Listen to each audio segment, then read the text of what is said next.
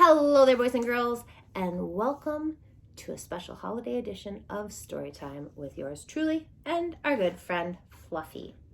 Now, this story time is going to be a little bit different in that I have one book tonight because it's a bit longer than our usual story selections.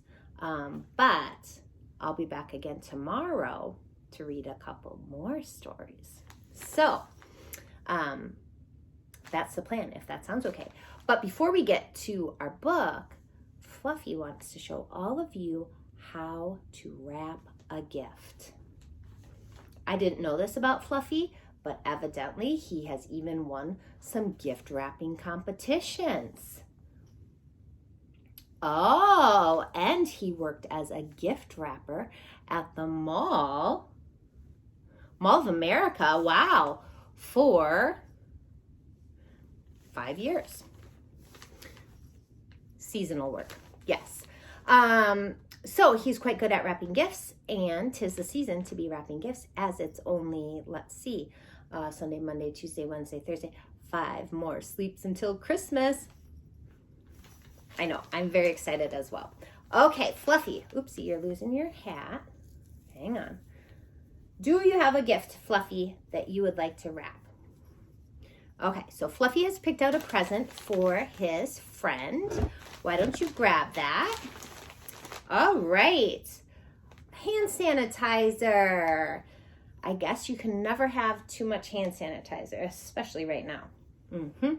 Now, Fluffy, have you been using this hand sanitizer?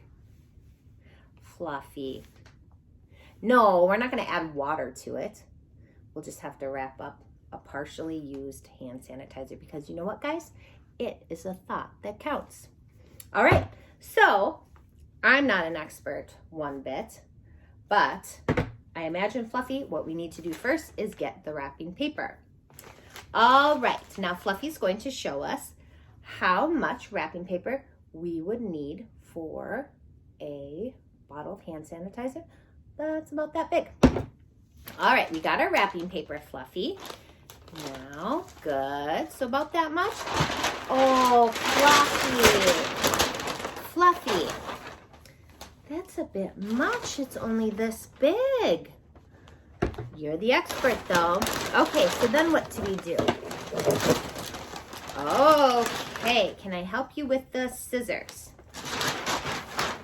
Okay, I'll help you. You kind of hold it, and then I'll kind of cut it like this.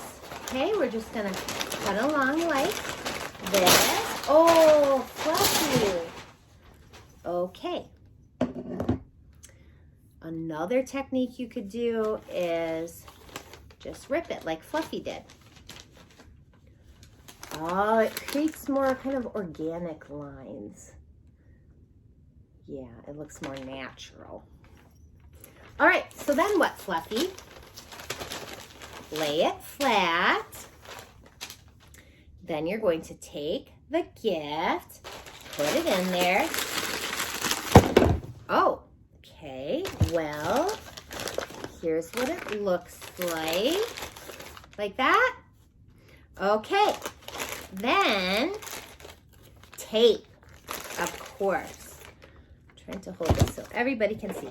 But let's get out our tape. Now this is a brand new roll of tape because Fluffy wrapped a couple little presents earlier today and used up all the tape. 3 rolls. So we've got a new roll of tape here that I should have gotten started. Here we go. So we've got our tape, and Fluffy's going to show us how much to use. Now remember, guys, when it comes to tape, less tends to be more. Okay, so we got our tape, we've got our gift. We're going to wrap it, the tape around, okay, like that. Okie dokie. Oh yes, gotta have a bow.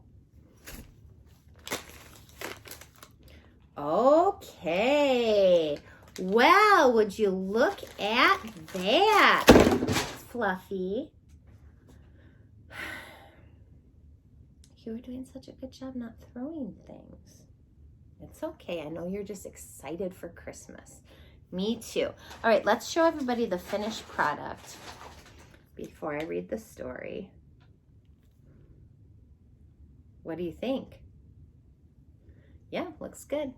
All right, so that is Fluffy's gift. Oh, is it for them?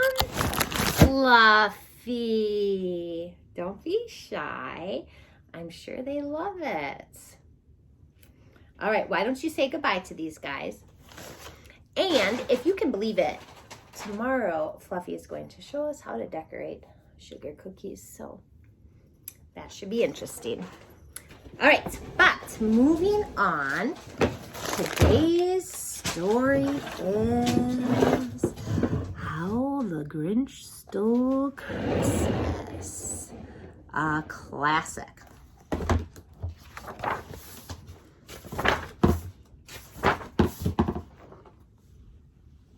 Every Who down in Whoville liked Christmas a lot. But the Grinch who lived just north of Whoville did not. The Grinch hated Christmas, the whole Christmas season.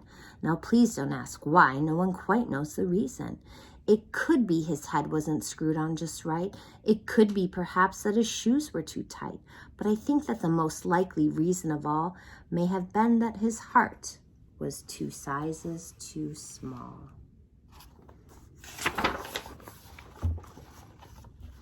But whatever the reason, his heart or his shoes, he stood there on Christmas Eve, hating the Whos. Staring down from his cave with a sour, grinchy frown at the warm lighted windows below in their town, for he knew every Who down in Whoville beneath was busy now hanging a mistletoe wreath. And they're hanging their stockings, he snarled with a sneer.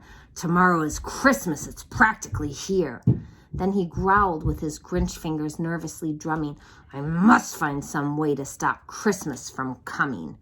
For tomorrow, he knew, all the Who girls and boys would wake bright and early. They'd rush for their toys. And then, oh, the noise, oh, the noise, oh, the noise, noise, noise, noise. That's one thing he hated, the noise, noise, noise, noise. Then the Whos, young and old, would sit down to a feast, and they'd feast, and they'd feast, and they'd feast, feast, feast, feast. They would feast on Who pudding and rare Who roast beef, which was something the Grinch couldn't stand in the least. And then they'd do something he liked least of all. Every Who down in Whoville, the tall and the small, would stand close together with Christmas bells ringing. They'd stand hand in hand, and the Whos would start singing. They'd sing and they'd sing and they'd sing, sing, sing, sing. And the more the Grinch thought of this Who Christmas sing, the more the Grinch thought, I must stop this whole thing. Why, for 53 years I've put up with it now. I must stop this Christmas from coming, but how? Then he got an idea. An awful idea. The Grinch got a wonderful, awful idea. I know just what to do, the Grinch laughed in his throat, and he made a quick Santa Claus hat and a coat, and he chuckled and chucked. What a great Grinchy trick. With this coat and this hat, I look just like Saint Nick. All I need is a reindeer. The Grinch looked around, but since reindeer are scarce, there was none to be found. Did that stop the old Grinch? No, the Grinch simply said, if I can't find a reindeer, I'll make one instead. So he called his dog Max. Then he took some red thread and he tied a big horn on the top of his head.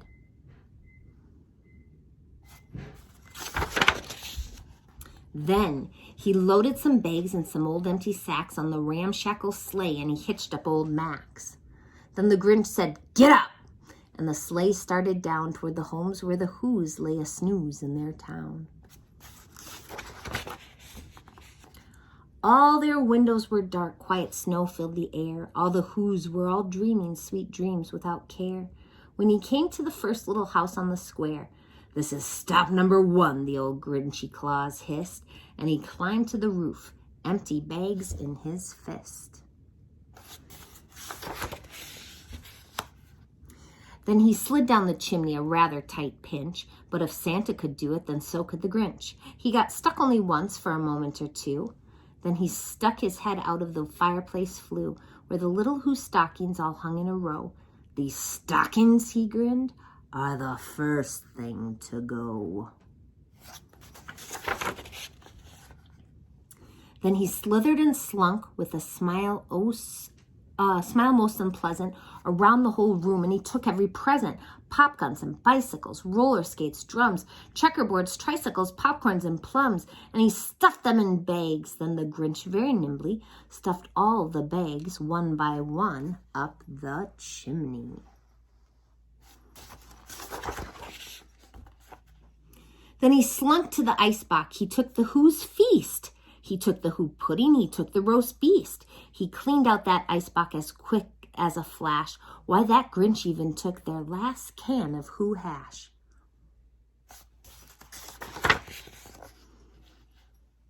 Then he stuffed all the food up the chimney with glee. "And now," grinned the Grinch, "I will stuff up the tree." And the Grinch grabbed the tree and he started to shove when he heard a small sound like the coo of a dove. He turned around fast and he saw a small Who, little Cindy Lou Who is not more than 2. The Grinch had been caught by this tiny Who daughter who'd got out of bed for a cup of cold water.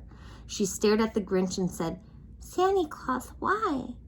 Why are you taking our Christmas tree? Why?" But that old Grinch was so smart and so slick, he thought up a lie and he thought it up quick. "Why, my sweet little tot," the fake Santa Claus lied. "There's a light on this tree that won't light on one side, so I'm taking it home to my workshop, my dear. I'll fix it up there, then I'll bring it back here." And his fib fooled the child. Then he patted her head, and he got her a drink, and he sent her to bed. And when Cindy Lou Who went to bed with her cup, he went to the chimney and stuffed the tree up. Then the last thing he took was the log for their fire. Then he went up the chimney himself, the old liar. On their walls he left nothing but hooks and some wire. And the one speck of food that he left in the house was a crumb that was even too small for a mouse.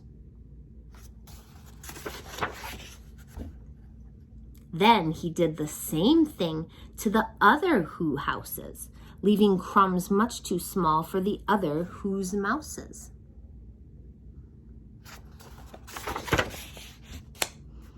It was 1/4 dawn, all the Who's still abed, all the Who's still a snooze when he packed up his sled, packed it up with all the presents, the ribbons, the wrappings, the tags and the tinsel, the trimmings, the trappings.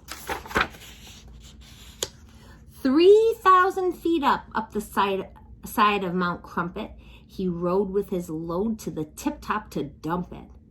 "Pooh-pooh to the Who's," he was grinchily humming. "They're finding out now that no Christmas is coming.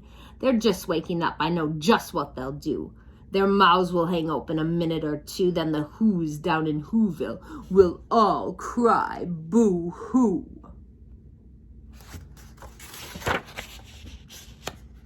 "That's a noise," grinned the Grinch, "that I simply must hear." So he paused, and the Grinch put his hand to his ear, and he did hear a sound rising over the snow. It started in low, then it started to grow. But the sound wasn't sad. Why, this sound sounded merry. It couldn't be so, but it was merry, very. He stared down at Whoville. The Grinch popped his eyes. Then he shook. What he saw was a shocking surprise.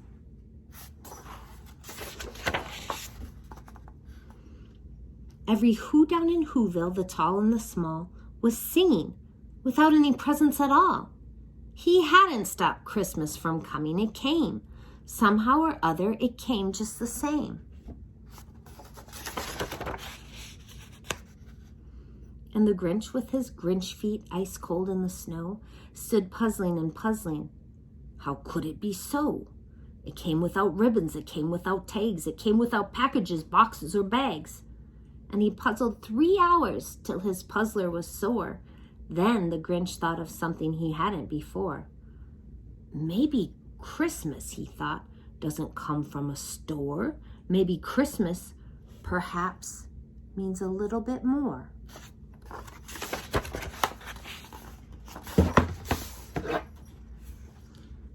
And what happened then? Well, in Whoville they say that the Grinch's small heart grew 3 sizes that day. And the minute his heart didn't feel quite so tight, he whizzed with his load through the bright morning light. And he brought back the toys and the food for the feast. And he himself, the Grinch, carved the roast beast. The end. All right, boys and girls, I will see you tomorrow for another Christmas story. Isn't that right, Fluffy? So have a good night. Love you lots. Happy holidays, and we'll see you very soon.